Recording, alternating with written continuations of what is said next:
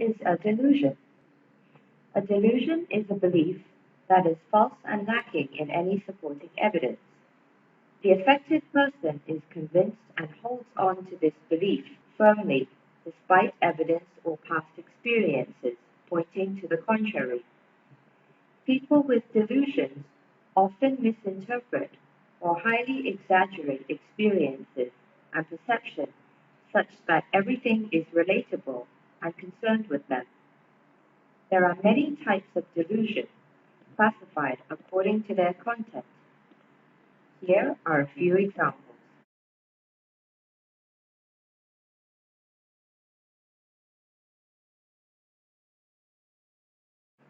Delusion of reference. This is the most common form of delusion seen in people with schizophrenia. Thus, it is often a warning sign for prodrome for psychosis and its relapse. The patient believes that the surroundings have a special message for him. Examples of this are people on television or blogs talking about him, gestures of strangers having hidden messages contained that only he can perceive, or particular actions from strangers purposely annoying him. Misidentification.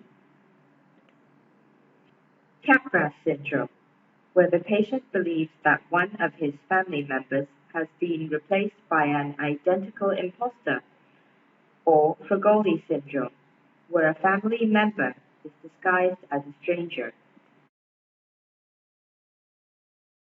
Being controlled. The patient believes that his thoughts, his action, and his speech are under the control of external forces, and he has no control over it. The patient anticipates the forces are from the spiritual world. For example, they believe the evil spirits are moving his or her shoulder, or God is controlling his or her arm. Hypochondriasis. People with delusions may also hold beliefs that they have a medical condition or a serious illness. They are obsessed with this idea that their illness is not yet diagnosed, even though there is no medical evidence to support this. Some of them may also deny the existence of certain things in the real world. Delusion of persecution. The patient believes that he has been targeted by others. Often they are after him to harm him. Delusion of grandeur. The patient has a false belief that he or she is special, that they may be famous, have special powers or wealth. For example, the patient may believe they have a close relationship with a very prominent person. Thought block, insertion, and withdrawal. The patient has the idea where someone else can think through the person's mind, placing thoughts into their head, stopping thoughts, or thoughts are being taken from their head. Psychiatrists have gathered their clinical experience, their understanding for delusions, and speculations in attempts to explain this disorder, and the following are a few of the theories mentioned. Attributional bias. A negative event widens the gap between our ideal self and the reality. Self-serving bias is a cognitive error which the person attributes their failure to external forces, rather than accepting personal responsibility. The tendency to hold self-serving bias is particularly severe in deluded patients. Probabilistic reasoning. The patient may show a jumping to conclusion style of probabilistic reasoning, even when there isn't enough information. Aberrant salience.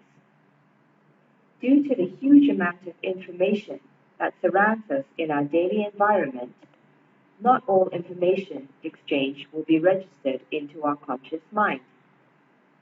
The more relevant and significant the information we receive, the more activated our dopaminergic system becomes, resulting in salience.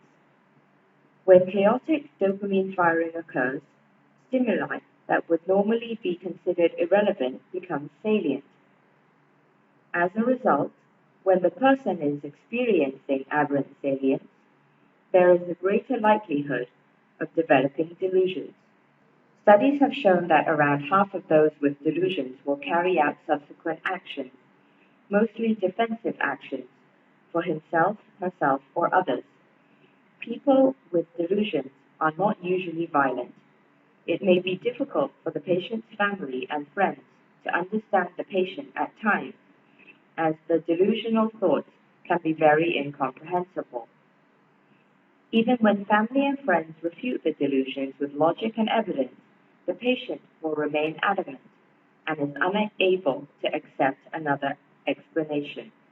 We must understand that these delusional thoughts are brought on by the illness, and therefore avoid arguing with the patient. The patient's delusion can affect the emotional well-being of the family. However, as their loved ones, we should avoid emotional over-involvement, ridicule their beliefs, or be intimidating.